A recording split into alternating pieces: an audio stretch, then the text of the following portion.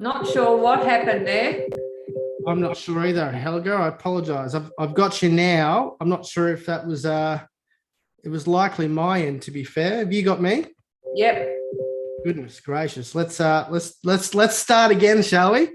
Ladies and gents, technology, you gotta love it. It said that I'm the host, and I thought, oh, I don't know if I want to be the host. What an opportunity. I love it. All right, let's start again, Helga. I apologize. I believe that was my end. That's all right. So you've got a lot going on, but I really want to dive into the idea of biohacking, and as you've put it before, let's dive straight into it. Helga, what does healthy aging from the inside out and outside in mean? Yes, I know. I had not heard of that terminology or even the whole concept myself until I was diagnosed with a health condition, rheumatoid arthritis, back in March 2015. And then I stumbled on these incredible products that I share now. And what little did I know that if you breathe air and you live on the planet and you consume foods from the supermarket and you drive a car, we're all creating oxidative stress. In essence, it's like rusting internally, and it's part of the aging process. So these products flip the switch and reverse and combat that aging process and fight the rust in our bodies. And also they have products that help externally from the outside, which is so many people aren't aware that what they clean their homes with and what they clean their bodies with, the shampoo, the deodorants, all of that, there's loads of toxins. So we also have products that remove from inside and out externally as well, keeping you safe. Wow. Okay. That's a lot to unpack. It is. Absolutely. And it's been a process and a learning process and a big healing journey. So, And when we have the likes of Erin Brockovich, I think 3 years ago, she's been watching the company that shares these products at arm's length. And she said, I've had enough. I want in. This company's going places. Yep. Yeah. I love that. How pivotal do you think the Erin Brockovich, case sort of was in highlighting that part of things, and opening a lot of people's eyes to the idea of that sort of stuff. Absolutely incredible. And I think everyone that actually has watched the movie would get a big sense that, hey, you know, how much is being covered up that we're not being told. Do you know what? And it's an awareness. It makes people more aware of the damaging effects from the environment in which we live that we have no control over. Yeah. But now we have a way to help us combat that and age gracefully. Yeah, which is really exciting. So age gracefully is something that, I certainly hope that I can aspire to do. The process is well and truly already started. I feel it in my knee in the cold mornings. But what does age gracefully mean for yourself, Helga? Oh, aging gracefully for myself is being able to continue to do the things that you love effortlessly. For me, having being an athlete, a bit of a gym junkie, I was training for my first, would you believe it, 80K Glasshouse mountain run, and to be diagnosed with a chronic condition like rheumatoid arthritis, and in a couple of months was bedridden. So when your life is sort of turned on its head and you think, well, I've conditioned myself that this is my life, I can barely put my shoes on, barely walk, let alone do anything, and then to get your life back, that's huge. Yeah. So that's longevity, is to be able to do the things, to pick your grandkids up, to play with your grandkids, and not be confined to a chair and say, oh, sorry, I can't do that. Yeah. Wow. Yeah. So it sounds like it was quite the journey for yourself. Absolutely. Yeah. How did you how did you start your journey across this sort of space, and how were you first introduced to, I guess, some of the information that a lot of us perhaps haven't been introduced to? Yeah, sure. When I was diagnosed, I was obviously in a really good place, and it's like I really didn't need this right now. So I thought, well, I have an aversion to pharmaceuticals, so I thought, well, I'll go and see a naturopath, and they put me on a stack of Metagenics products. And before I knew it, 12 months in, I was spending like $1,000 on herbal supplements and products and things, and getting nowhere, to the point where I couldn't cut my food. I needed help showering. I couldn't drive my vehicle. So life was pretty dismal. And hubby said, enough's enough. You've got to go on the nasty medication, which I did. And then 2 months into that, I stumbled on these incredible products that activate the body. And I was actually was extremely skeptical. I rang them up to blow them up to say, hey, if that's turmeric, it doesn't work. I've OD'd on turmeric and it doesn't work. But turmeric is one of the incredible 5 herbs in their flagship product. But it must be the synergy and the activation, and then within, I think it would have been a period just under 12 months, I was able to wean myself off. So I've been medication free for 4.5 years, and have not felt better, and have not had a cold or a flu in 6 years since I've been on the product. So I don't know. Wow, that's unreal. Yeah, and I don't have a spleen.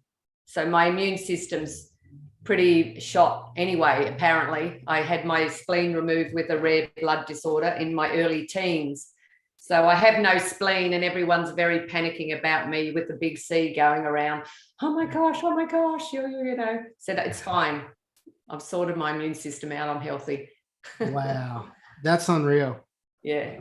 And what do you put that down to, Helga? Obviously, you've got a great understanding of your own body and what seems to have worked and what hasn't. Do you feel that it's been a combination of things, or was it perhaps a handful of whether it be ingredients or Yeah, it's a combination. I would say it's a combination of the activation products, but in addition, it has been huge mindset shift. Yeah. Mindset plays a huge role. Working out what foods trigger a flare. So changing my diet. Interestingly enough, I read the blood type diet, which is an interesting read. Eat right for your blood type. Wow. And when I read that, I thought, I should not be eating meat. So I went vegetarian, and I haven't looked back. So I just, gluten-free, get rid of anything with nasties. I don't shop down the middle aisle of any supermarket. I make everything from scratch. Yoga and meditation, huge. Exercise to keep moving, even when you are in pain. The best thing for your joints is to keep them moving, because when you stop moving, that's when they seize up. And I learned inflammation is a really good thing. It's your body saying, hey, I'm trying desperately to repair something. And I used to think inflammation was bad, but it's not. It's actually your body's trying to protect you. So to reduce the inflammation, when you find out what that is and you can reduce the inflammation, then pretty much the ailment will start correcting itself. That's unreal. And you bang on it. The idea of inflammation, even my limited understanding was a lot of inflammation, to your point, is bad, but obviously I've got that wrong. Well, that was my perception as well. But like with my joints, obviously when I have a flare up with the rheumatoid arthritis, my joints and everything is swollen. I can't close my fist. Yep. My knuckles are all swollen, but that's your body trying to help you until you work out what it is that's causing the pain, and then the inflammation will start subsiding and you can get your movement back. It's quite fascinating. Yeah, okay. Big journey. I can, it sounds like it. Yeah. So I've written an ebook, How to Reduce Inflammation Naturally, with my, my top tips as well. So, how do we get our hands on that? How do people sort of find that, Helga? I do have a link. I can, do I share that with you? Or Yeah, I'll put that in the show notes 100%. Yeah, I can share that link with you. Yeah. Excellent. Helga, there's so much to unpack here. It's unbelievable. I guess from your end, what's been the, out of so many lessons, I guess, is there one sort of groundbreaking one that you thought, oh wow, that's just a complete shift of understanding of your body and immune system and what's good and what's bad and that sort of stuff? A complete shift would be, I think I'm very grateful for, it sounds really crazy, but I'm very grateful for having the disease, because it's taught me to stop and listen to my body. I think we all do, and we all do at times go through life and you'll feel a niggle or something happening in your body, but we tend to push through it and we don't stop, and actually your body's constantly giving signals, but we don't listen to them. And I was not getting enough sleep. I had a lot of stress going on at the time, and eating the wrong food, having loads of coffee to help me stay awake. Yep. And not listening. And it was like constantly throwing little niggles my way, but I didn't listen. And then one morning I got up and it went bang, there you are. Wow. Yeah. So I think just being aware of the warning signs that your body gives you, because if you're not healthy, everything else in your life will suffer. Your work will suffer, your relationship, everything suffers when your health is suffering. Yeah. What were some of those warning signs, Helga, that your body was trying to feed you? For me, it was I was very tired, stressed to the max. I think subconsciously I'd lost a previous partner to cancer, and my current husband at Christmas ended up in hospital on Christmas Eve, having a quadruple bypass. Wow. And I'm in the middle of launching my 5th book. Yep. And organizing media releases, and it's like, oh, I didn't need all this now, and I'm up at midnight, getting all the media releases for the launching of the book, and going back and forth from hospital and trying to be all happy. And meanwhile, I'm probably thinking, oh my gosh, I could lose another loved one. It was just huge. It just sort of like escalated. Yeah. And then one morning I got up to go to the hospital and I thought, ouch. It was like walking on glass. Wow. It was just shocking. Yeah. All my joints and that. And I think at that time there was quite an infestation of mosquitoes here on the Sunshine Coast, and a lot of talk about people being diagnosed with Ross River fever. And I Googled that, and a lot of the symptoms from Ross River fever are similar to rheumatoid arthritis, with the aching joints, sore muscles, fatigue. So I thought, oh, it's that. So I went straight to the doctors, didn't tell my husband because he's had enough on his plate being in hospital. And they said, yes, it's one strand was positive of Ross River and one was negative. But however, come back in 2 weeks and we'll retest it. But you do have rheumatoid arthritis. And I said, oh, well, that's okay. Well, how do I fix it? And he said, you got it for life. And I just went, okay, I'm going to show you different. Yeah, nice. And they still say, when I say to people, I had rheumatoid arthritis, they still say, no, you've got it. You can't not have it. You've got it. I said, no, I just don't give it energy. Yeah, okay. And I have aching joints sometimes. That's it. But that's it. That's such a powerful, and the idea of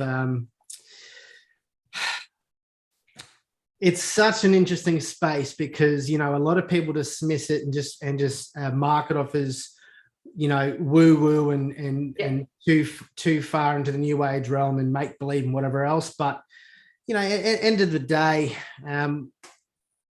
how we view consciousness has to be incorrect, because we've made so much headway with biology and even brain and neuroscience and everything else. But the idea of consciousness, we haven't gone anywhere with it. 100%. We're either looking at it the wrong way, asking the wrong questions, and even not simple, but even interesting things like the placebo effect, which is 1 in 33%, which is huge.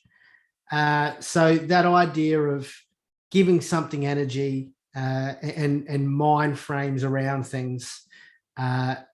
Look, it sounds like you've had some great experience sort of with that. I guess how much weight do you give to the idea of mindset and how you view things yourself? Oh, it's been a catalyst for getting me, I think, where I am today. I practice daily gratitude every day. I actually started 100 days of gratitude, and it was so powerful in my group that we just continue. I think we're up to 1,461 today. Wow. Yeah. So we build a life of gratitude. And I've just noticed that those that participate, if you constantly are focusing on the positives in your world, regardless, even if there is a lot of not so positive things happening, the positives will outweigh the negatives. Yeah. Easy. Yeah, nice. And they get smaller and smaller. Helga, I want to come back to the gratitude, but I want to quickly run into or touch on the 3 truths and a lie, because I think you gave one away earlier, and I'm very, very pleased for that. So Helga has sent me through 3 truths and a lie, which I'll run through now. I'm a self-published author of 5 books. That was the one you may have given away. My fault not bringing it up earlier, but the second one was, I believe pharmaceuticals are by far the most effective way to manage health conditions across the globe. A lot of GPs would agree with that, to be fair. Third one, I featured in a documentary riding a mountain bicycle 1,100 kilometres from Cairns to the tip of Australia, Cape York, through some of the toughest terrain in Australia, raising money for the Fred Hollows Foundation. And last but not least, I'm a proud nana of 14 grandchildren. Helga, they are all,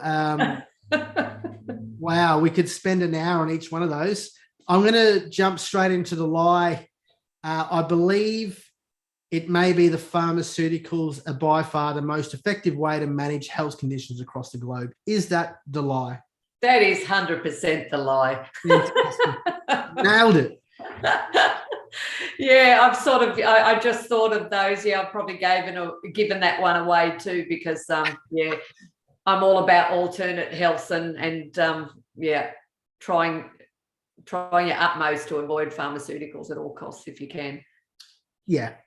I'm a little bit out of my depth to comment on that, but I think there's I won't dive into that actually. But let's uncover some of these truths. So, self-published author of 5 books. That's huge. When I left, I was in the public service in Canberra, my hometown. I left on long service leave to travel around Australia for 6 months with my husband, and that turned into 3.5 years on the road. And during that time, I purchased a camera, and my husband said, oh, well, maybe you can do photography as a living to save you from going back into the public service. And so I found a mentor and then became Australia's twinographer. So I travelled Australia for 6 years documenting the lives of twins and triplets, and published 5 books in the series A World of Twins. Yeah. That's unreal. So, and then life threw that curveball with rheumatoid arthritis. Gotcha. Okay. And I've gone on another. Yeah. The universe, she's a wonderful, beautiful beast with many opportunity and twists and turns. Absolutely. I featured in a documentary, 1,100 kilometers on a bike. Helga, I don't think I've walked that far in my life, let alone ridden through some of the toughest terrain in Australia from Cairns to Cape York. for the Fred Hollows Foundation. Tell us about that. Well, we did that when we were traveling on that 3.5 years. I had, before I left, I had torn a hamstring, and so I decided to give running away.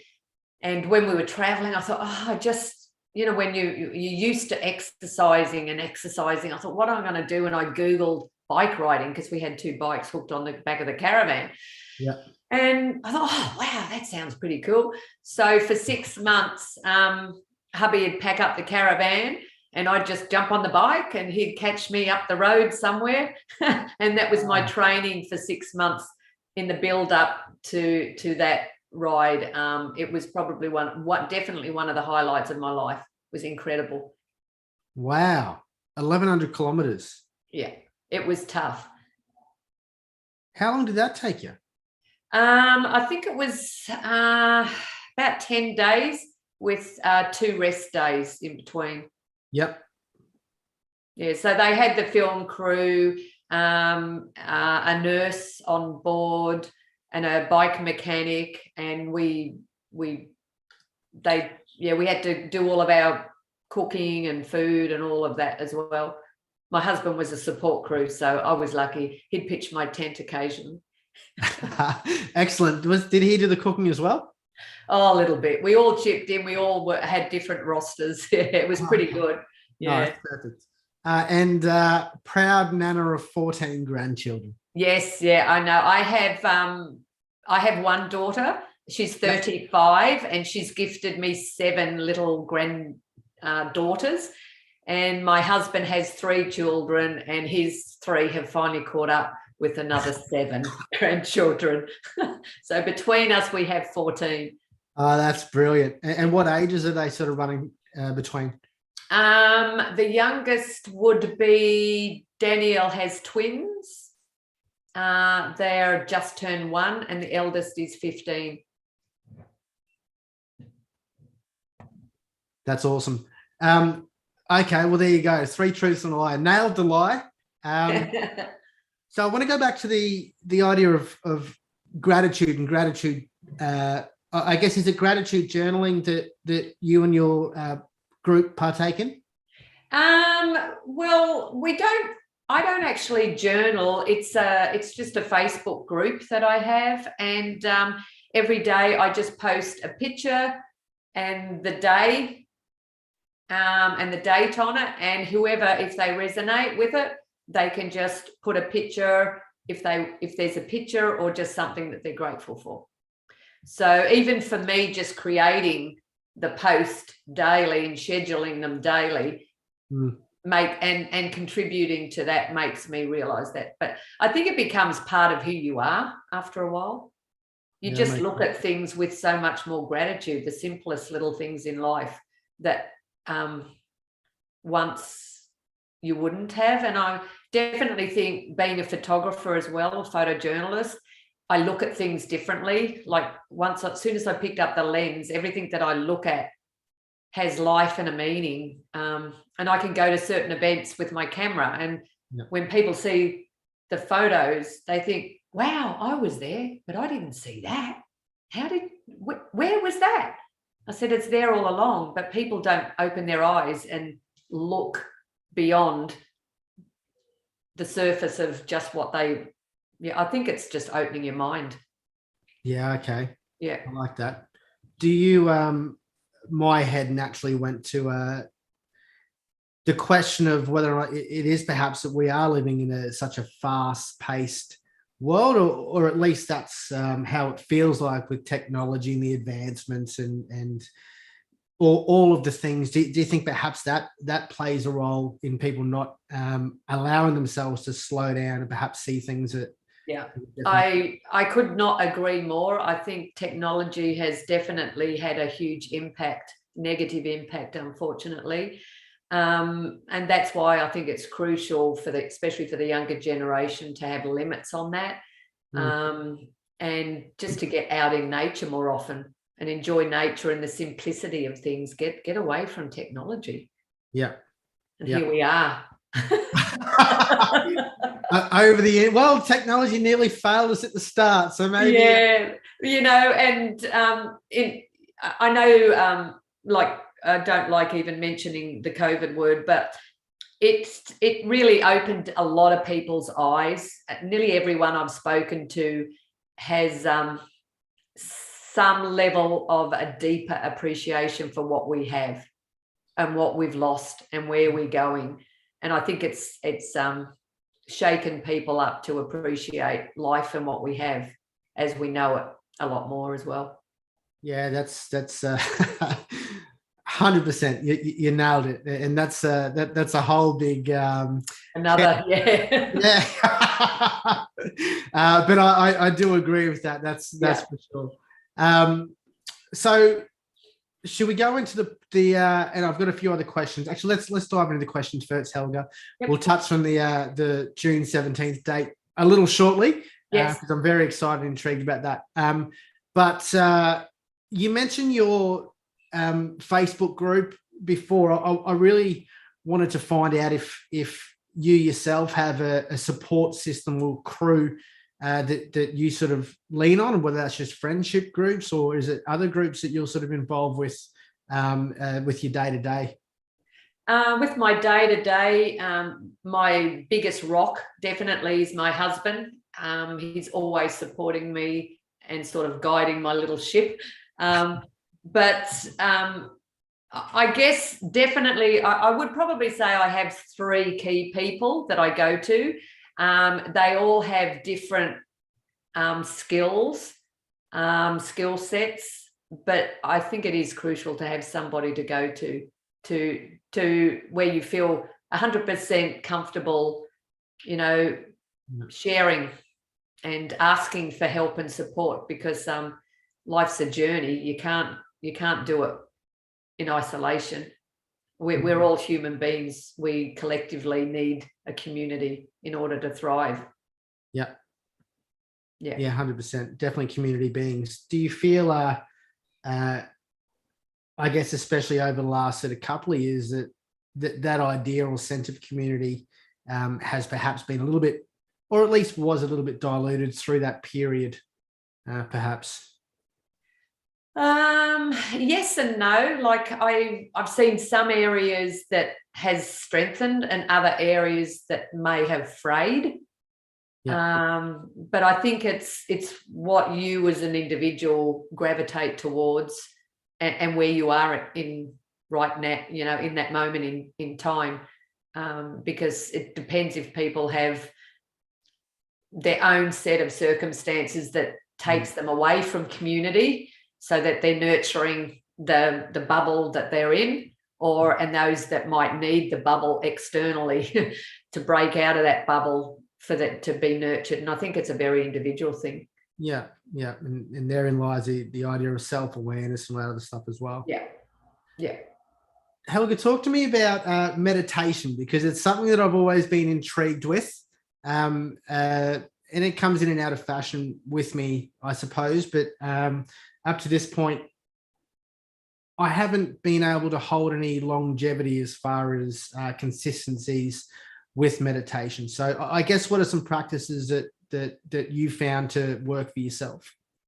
Yes. Well, like I said, being a crazy athlete prior to my health condition, the first thing I thought, what am I going to do? I'm going to be climbing the walls because I can't move and I've got all this energy. What am I going to do with it? And someone mentioned yoga, and I thought, oh, yoga, really? Like that's not even exercise.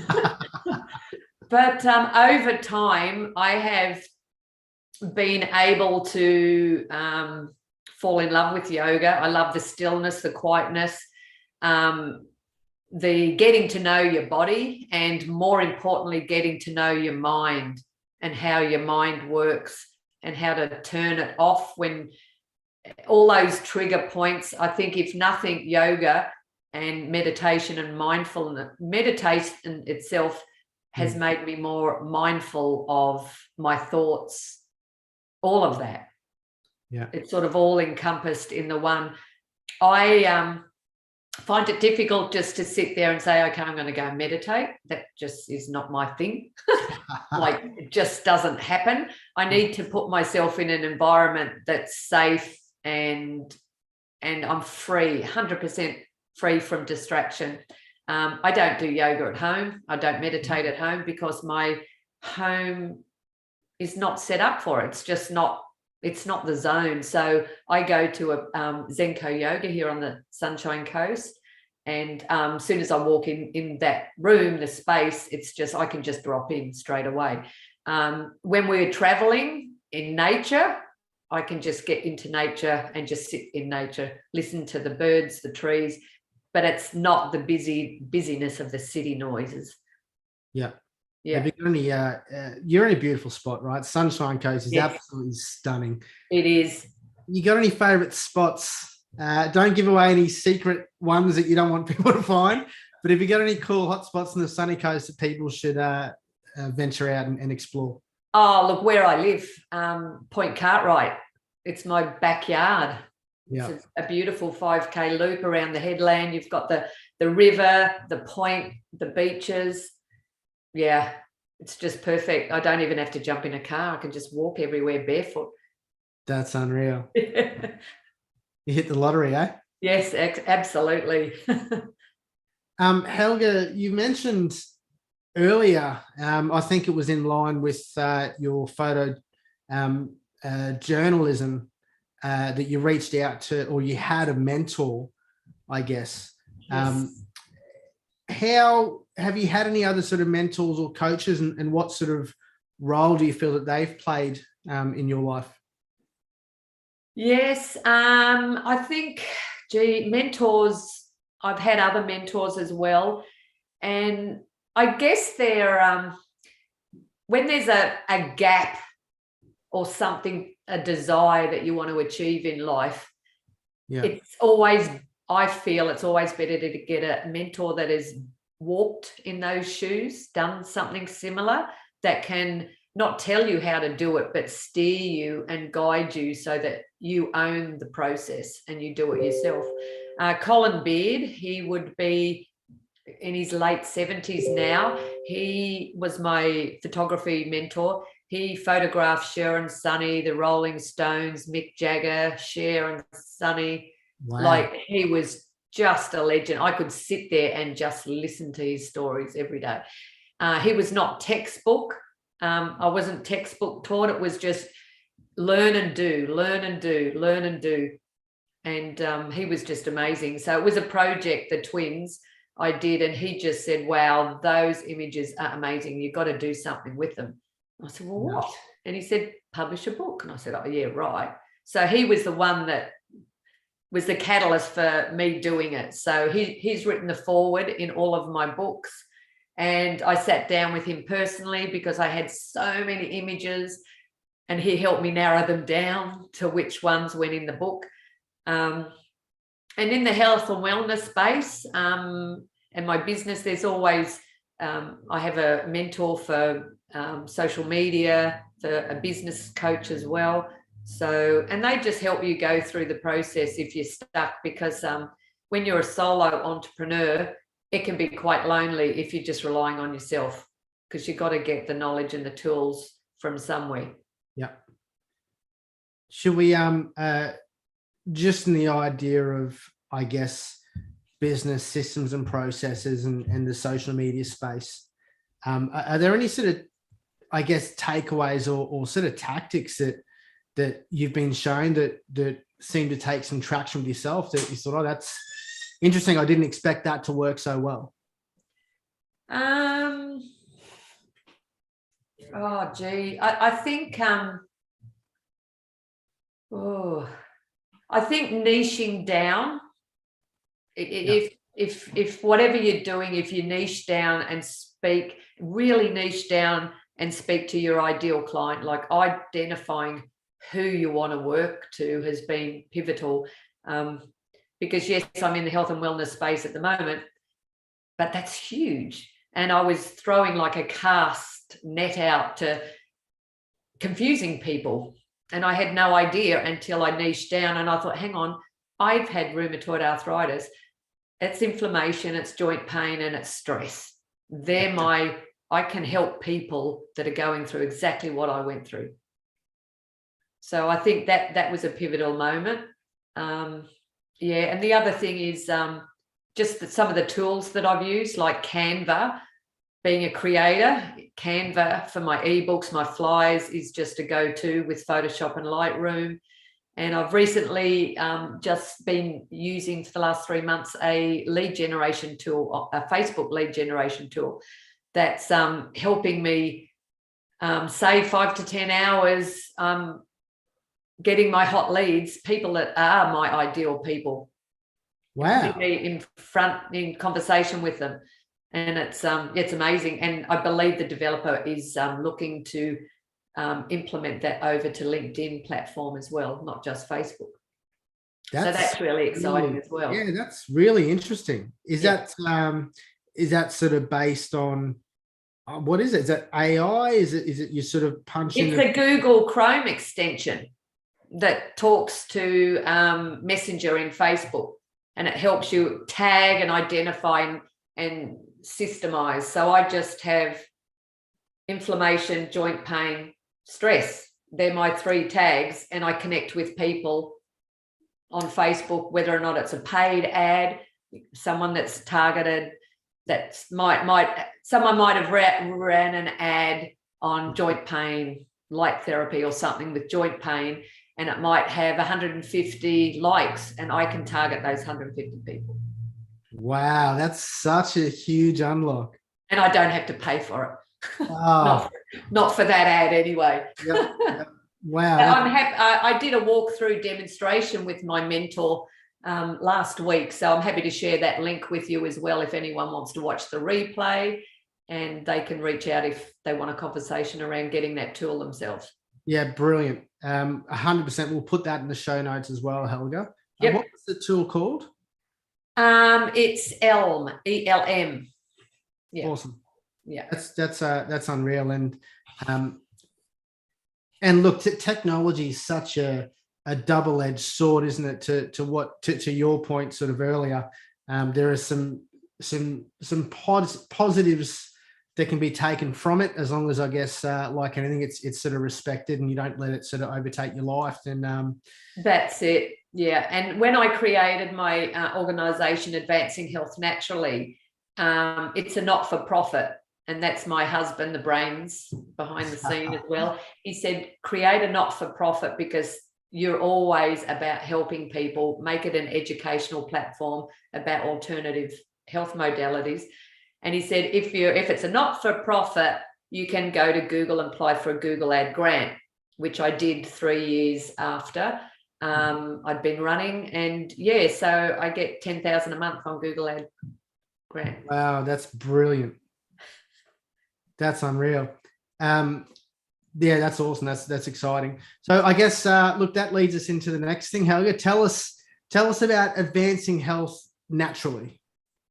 It was primarily an organization that I have created, a not-for-profit, because I really want to inspire people and educate them about alternative health modalities.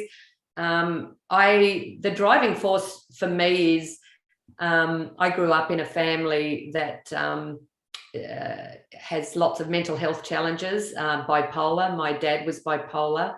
Yep. He decided to leave the planet early, and my 24-year-old niece as well. So there's lots of medication, and they're on there's lots of medication, and most of my family members, I just don't even feel like I know them anymore because they're heavily medicated. Yeah. And I'm the black sheep. So I've tried really hard not to go down that. And I'm just very grateful that I'm not bipolar. Yeah. So I'm almost like dad's going, go out there, girlfriend. You show them there is another way. Yeah. So he's like my angel helping me to go out there. So that's why I created the organization. I also run, for those that can't afford any of the products that I recommend or coaching, I have like a 4-month case studies where my organisation pays for 50% of the products. The funds go to sponsoring 8 children. They're all twins, 4 sets of twins in Burkina Faso in Africa. And I've been sponsoring them now for 7 years. Wow. 8 children. Yeah. That's so much to unpack even with that. So I don't know where to begin. So what does sponsoring the twins in Africa for so long, what sort of change has that brought about for them? Oh, massive change. It's allowed them to, most families, it's a very underprivileged country. Most families, none of the kids go to school. So in small villages, the foundation through Compassion Australia build churches, and it's the primary hub for those people that are sponsored, get to go to the facility, get to do school things, drawing, cooking, all of that. And then they take the skills that they've learnt back into their household. Cool. Yeah. So I have had a big vision and a goal to go and visit them, and it's still pulling me, although it's a big danger zone. So it's they say no, it's a no-go. You'll probably be kidnapped. Not ideal. No. And I'd love to fly them over here, but then again, that would be so foreign for them. So foreign, it would just no. Do you do they write letters? Oh, write letters, regularly, very regularly. And they know who I am now. So they call me Helga, and they tell me what they're doing at school, and it's really good. How does it feel to know that it's one thing having an impact, right, with almost a faceless sort of group to some degree, but to have that direct impact? It's beautiful, and they draw pictures of flowers and a dog and this, and then they say they're out in the field helping their dad do this or that. My favorite, hobby is playing soccer or hopscotch, the old just, and then they always sign off, bless you for gifting me this. Wow. It's really, really special. And then each year I get a photo of them, like they were just tiny when I, they're about 4 or 5 when I first, I think the older ones are 17 now. Yeah, right. Israel and Sephora, the first set that I sponsored. That's awesome. Awesome. So I guess with advancing health naturally, speaking specifically to what sounds like your target audience almost, what sort of steps can someone take that are perhaps finding out about, whether they've just started having rheumatoid arthritis, or they're having other ailments in health that they're just sort of feeling? I guess what are the first steps that someone can sort of take? Well, if they're open to it, I'd love for them to just jump on a call and have a chat to me, because sometimes it always helps speaking to someone that has gone through that. But definitely looking at nutrition, maybe an anti-inflammatory diet. I follow the medical medium as well. So I celery juice. I've been celery juicing continuously for 4.5 years now. So that's part of my daily ritual. I celery juice. And occasionally I'll do every quarter a 3 or a 4 day pure green juice detox, or I'll do a parasite cleanse, or just do a real 28 solid raw food eating. What's the 28 solid raw food? It's just raw food, nothing cooked. Obviously it's vegetarian. Yeah. You don't have any raw bison just roaming the back. Yeah, and it's, funnily enough, it's much kinder to your stomach as well. Yeah, okay. Yeah. Well, okay, that makes sense. And I apologize. I believe you mentioned this before. How long have you been vegetarian for? Gosh, I would say probably 4.5, going on 5 years. Yeah. I tried. I went vegetarian for 6 weeks a couple of years ago. Yep.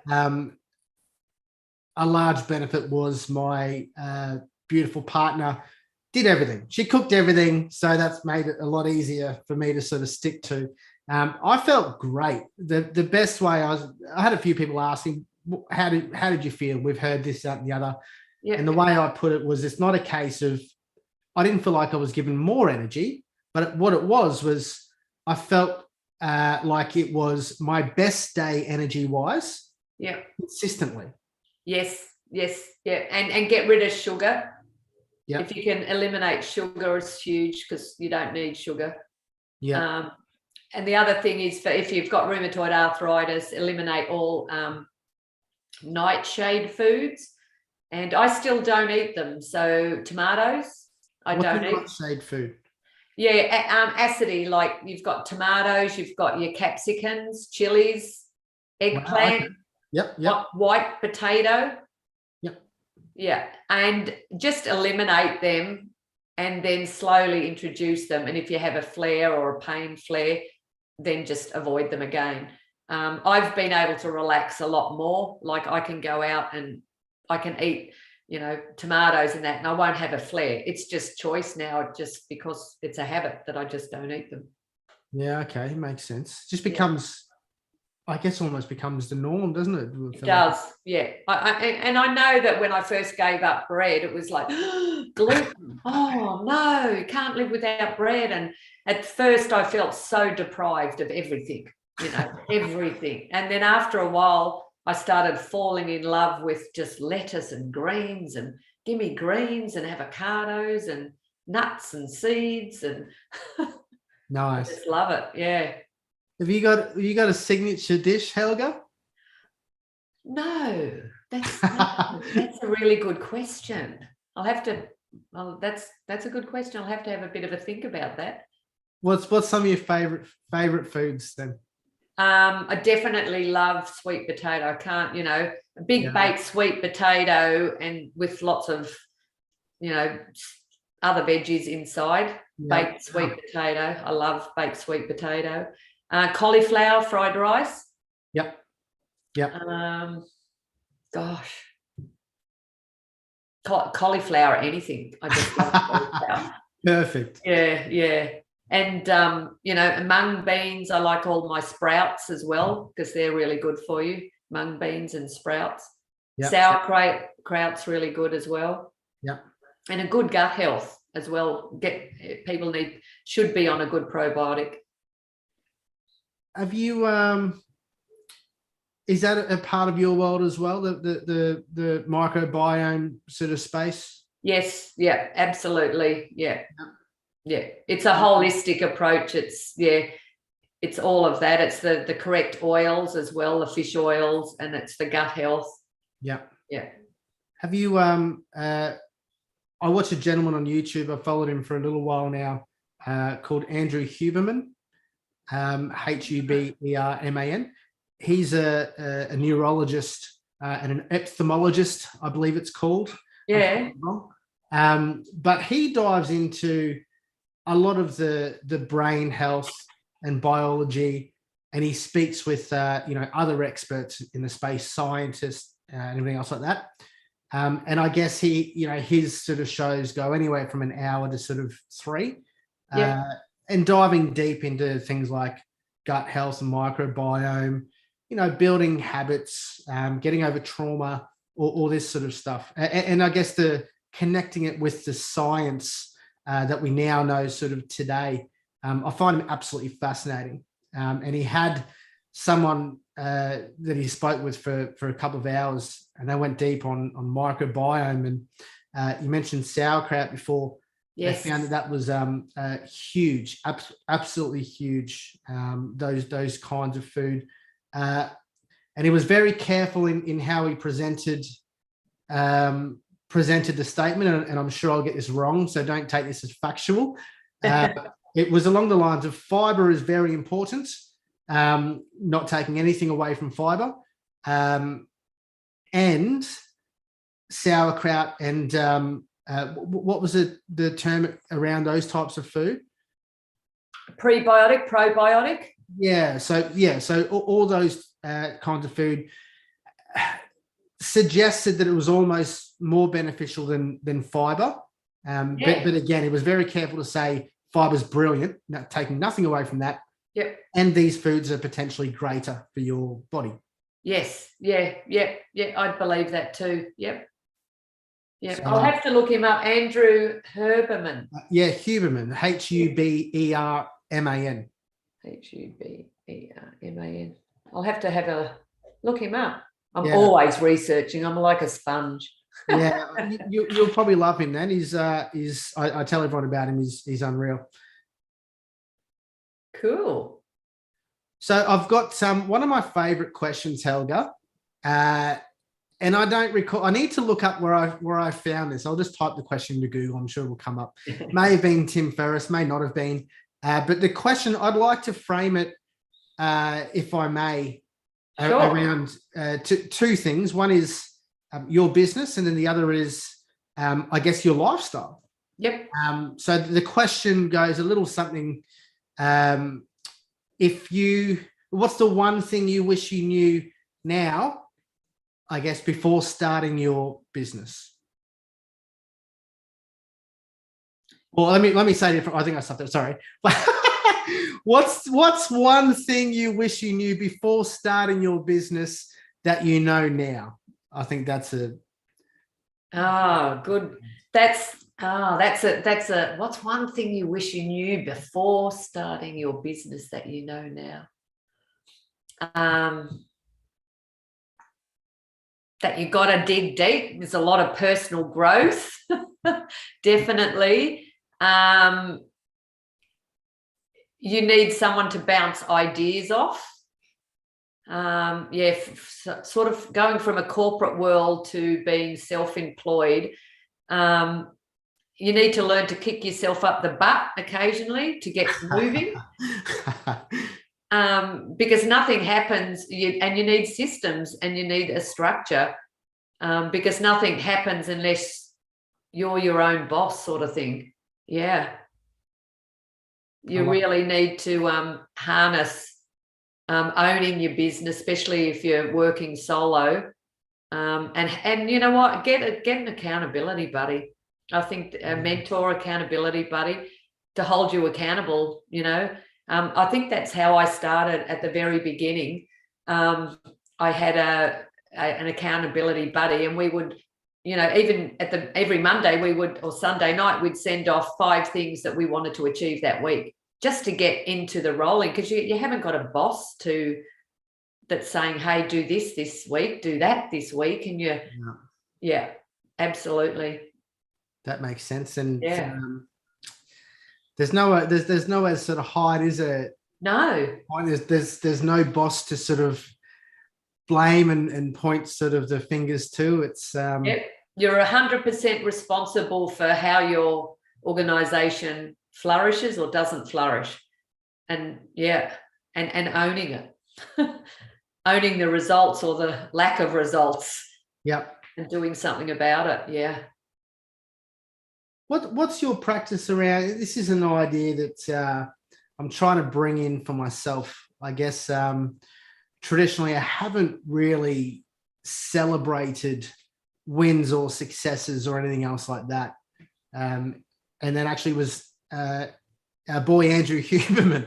He actually pointed to the idea of it ties into the dopamine system apparently, and if you can tie, I guess, the celebration to the process of attaining whatever you're going after, as opposed to celebrating the actual attainment, then that would be the unlock. But I guess I'm coming from a place where, you know, I guess growing up, I didn't really celebrate wins. I just kind of thought, okay, well, you're on track. Good news. Keep going. as opposed to taking a moment and just acknowledging and a quick celebration. I guess my question to you, Helga, is how do you work yourself? Do you sort of celebrate your victories? Do you just appreciate the process? Is that a conscious thing with yourself? Or how do you sort of fit into that?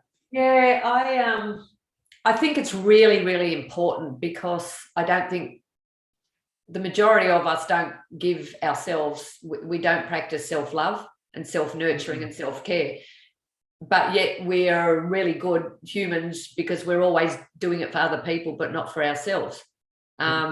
So I think my mentor actually last week on our training, she mentioned that each month we should be auditing, and as part of the audit, monthly, 6 monthly, and then yearly, is did you achieve what you wanted to do? Why didn't you achieve it? What were your wins? How are you going to celebrate it?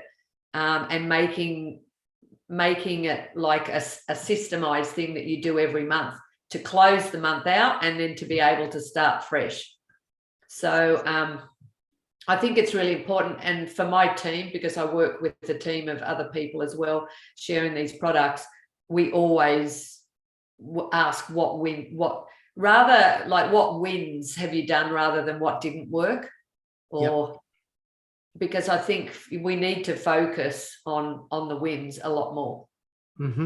Yeah, I believe that is lacking in a lot of businesses. Why do you think that is? Oh, well, like I go back to the public service days. Like you had a task or a goal to do, you did it, and then you just tick, box, tick, next. And that's how it was, I think. But I think people deserve a pat on the back. Because especially as solopreneurs, and when you work for yourself, no one's going to give you that pat on the back. And so you've got to learn how to give yourself that pat on the back and not expect it from others either. Yeah. So even, and I haven't done it, but, well, we sort of have, like my husband and I said, when we hit a certain revenue in his business, he says, I've always wanted a spa. I'm going to go, let's buy a spa. And then he did. The other week he went out and bought a spa, and I thought, wow, okay. And in essence, I guess that's a win for him, and that's his reward when you hit a certain level or goal in your business. If you can have like something there as a reward. Yeah, okay, that's brilliant. And what's your next big reward, Helga, that you're going to my biggest reward is adventure. Give me an adventure. Yeah. I just love life experiences. I never like repeating the same thing over again. When we were traveling for 14 months, we're both working on the road with our businesses, and it was my birthday in October. He says, oh, what do you want to do for your birthday? And I said, while I feel amazing, my health is amazing, because I went through this stage, I just was climbing mountains after mountains. Get me to the top, get me to the top. I said, find me a nice big mountain to climb. I want to go to the top of a mountain. So he said, okay. So we did some research. He said, okay, well, we're going to hook the caravan up, and we've got 350 Ks on red, rugged, dirt road. And I thought, oh, really? He said, yes, we're going to go and climb the biggest rock in the world. Wow. I said, it's serious? In Australia? He said, yeah, it's 3 times bigger than Ayers Rock. It's Mount Augustus. Look it up. It's Mount Augustus. It's in WA. So that's what I did for my birthday. I said, I just love experiences. Yeah. Pushing boundaries a bit. Oh, 100%. 100%. No, I love that. Okay. I'll have to look that up. I had no idea that Ayers Rock, I thought that was the largest bloody. So did I. Yeah. Okay. You learn something new every day, eh? That's it. Helga, let's jump back into the June 17. Yes. Great date, but more importantly, there's tell us about the new product launching Oh, gee, I wish I could tell you more. It's Yep. still hush hush, but what I believe is it is supposed to blow the current product that we've got now that reduces oxidative stress and combats all this, overload of toxins in our body, internally and externally. So it's going to be the next thing with aging gracefully. The results are coming in. People have got their wrinkles are disappearing, their eyelashes are twice as long, their hair's growing, and I'm just thinking, I don't know what this is, but I think it's going to be super, super big. So it's launching on the 17th in the US first. Yep. I'll be buying a big shipment in and getting them over here to Australia. So I think it'll be probably 3 months, maybe 4 months before it hits the shores in Australia. But I am looking for 10 people that want to give this product a try beforehand and be part of my testing phase here in Australia from the product that I get shipped over from the US. So if anyone's interested, I don't know how you work that. Put my email or details. Well, 100%. I'll put some links in the description. So I guess for those that are definitely interested in trialing this fantastic new product, and this is tying into the idea of aging gracefully. Yes. Yeah. So if you're doing Botox, maybe it's a natural way to get rid of using Botox, or I don't know. It's still very hush hush, but I've seen the photos, seen the results. They're doing photos 7, 14, 21 days, and they're just blowing my mind. I'm thinking this is a game changer. And because of the technology and the science, apparently they've been studying this and working behind the scenes for a while. Yeah.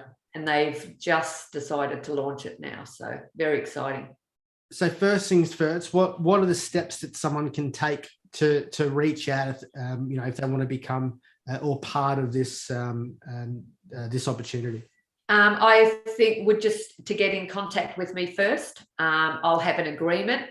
So we'll do up an agreement, and they'll agree to taking photos 7, 14, 21 and so forth for the month. Yep. And sharing that. And of course, no doubt, as soon as it hits the shores permanently in Australia, they'll probably want to continue. Yeah, right. Yeah. I know there's a bit of I won't say secrecy, but they haven't released a lot of information about it.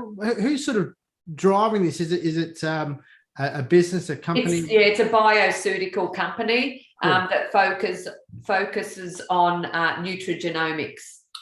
Yeah. I've heard it's an American-based company that has been around for, I think, 16 years now. Okay. Yeah. And nutrigenomics, does that tie into, I guess, nootropics, or are they sort of run alongside each other? Very similar, I believe. Yeah. Okay. Yeah. Cool. Yeah. The whole biological space is so exciting at the moment. I know. If you just Google, go to pubmed.gov and just put in oxidative stress and just have a look how many thousands of ailments come up, disease states just caused by oxidative stress. Yeah. And the product that we have at the moment reverses that. It's insane. It'll be another Google soon. It'll be in every household.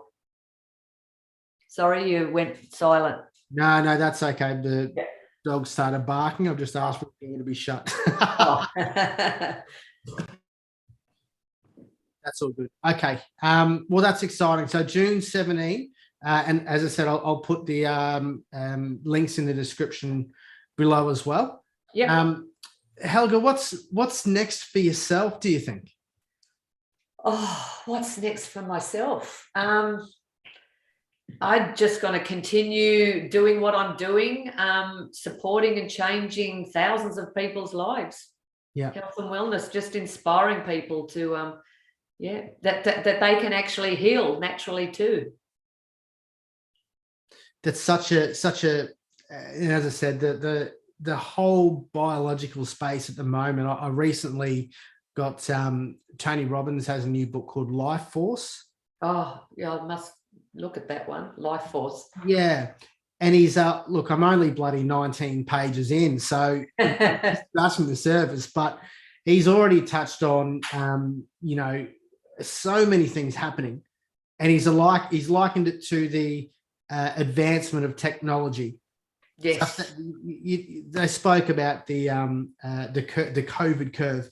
That's nothing compared to the curve of technology, and they're I guess they're combining AI and biology advancement at the moment, and it's such an intriguing, sometimes scary space, but it's going to be an exciting thing to look at over the next sort of decade.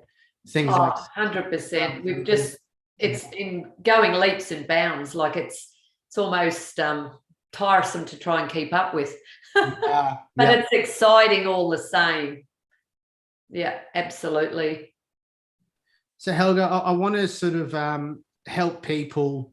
If people haven't yet sort of ventured into the wellness space, what's the best sort of steps that they can, I guess, take, I guess, to start their own journey of knowledge and probably self-education at this point in time? Where's some good sort of resources they can sort of lean into?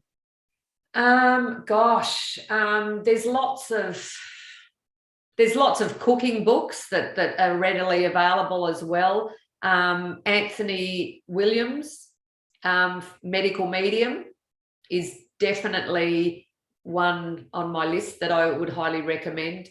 He does cleanses, all different ailments, and just eating. That's where I got my 28-day raw eating challenge from his book. And I think it's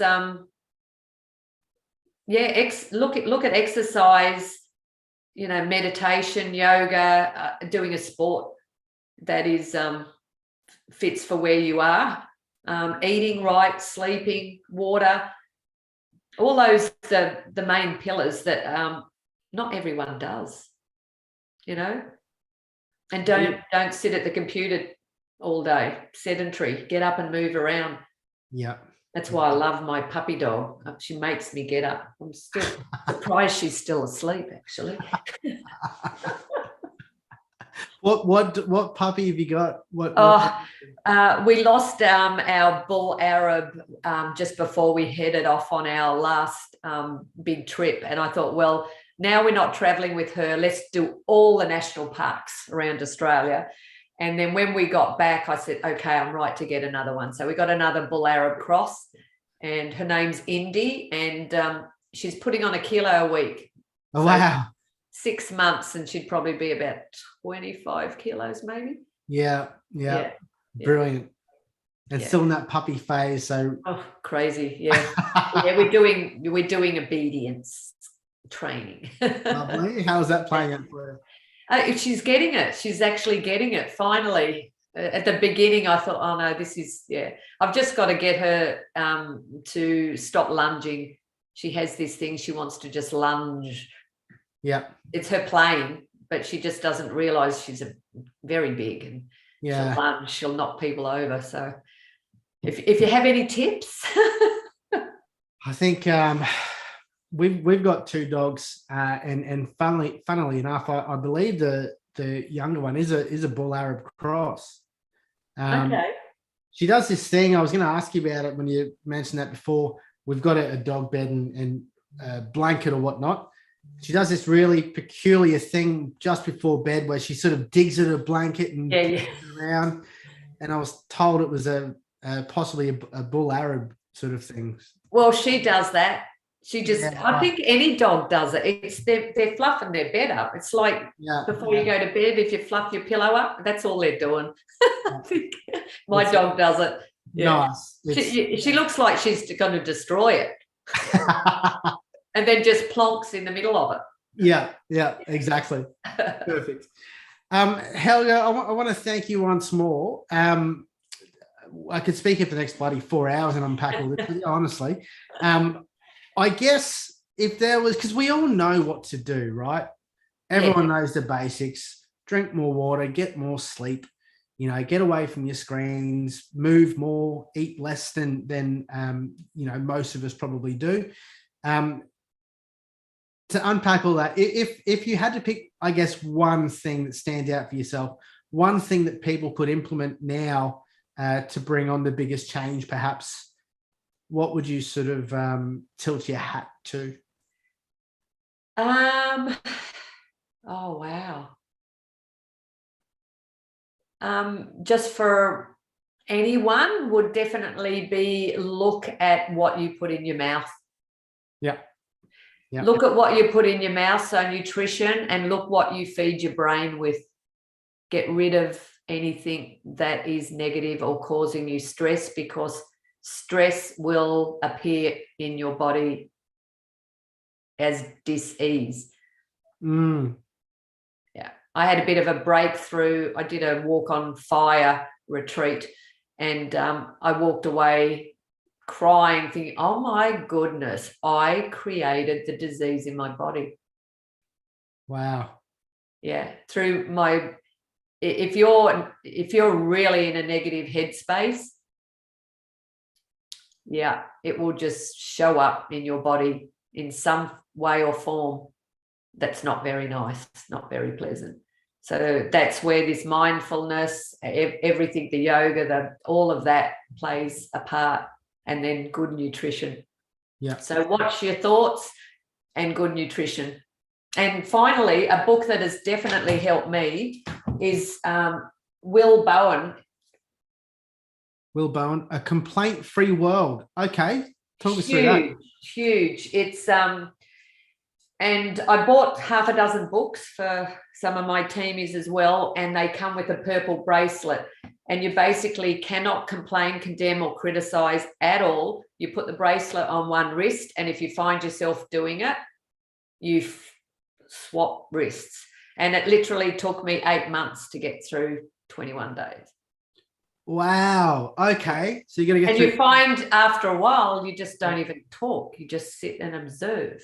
And you start realizing that so many things are complaints that people, all conversations. So it's a really powerful, a complaint-free world.